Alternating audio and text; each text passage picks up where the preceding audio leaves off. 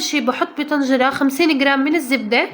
بعد ما يدوبوا بحط معلقتين كبار من الطحين بحركن فورا.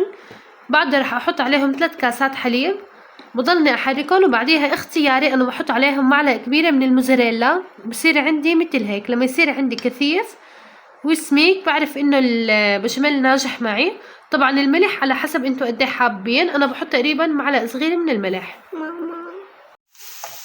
هون عندي حبة بصل مفرومة ناعم، بعد ما تدبل رح اسقط عليها اللحمة المفرومة. بعد ما حسيت انه اللحمة عندي استوت سقطت حبتين بندورة مفروم ناعم ومعلقة صغيرة من ربي البندورة وبحركن. بتركن على النار تقريبا 3 دقايق. هون الحشوة صارت عندي جاهزة والبشاميل كمان صار عندي جاهز.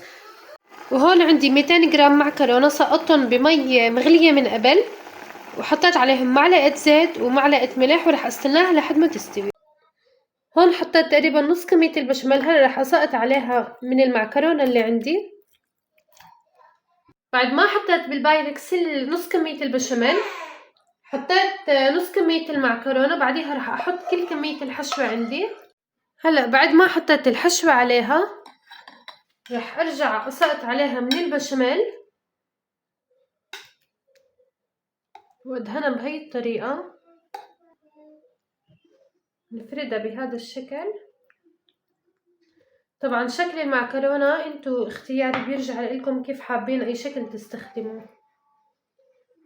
هون بعد ما حطيت باقي المعكرونة رح اسقط باقي البشاميل الموجود عندي، باقي الكمية رح اسقطها على الوجه. هلا بعد ما دهنت كمية البشاميل الباقيانة عندي على الوجه، اخر خطوة رح بضل اعملها انه احط موزاريلا على الوجه.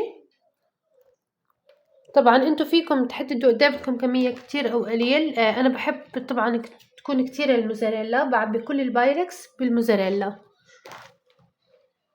طبعا بهذا الوقت انا عندي الفرن محمى، راح احطها بفرن حامي من تحت تقريبا بدها 3 ساعة ومن فوق لتتحمر الوجه. وهيك صارت جاهزة. بتمنى اذا عجبكم الفيديو تعملوا لايك واشتراك للقناة.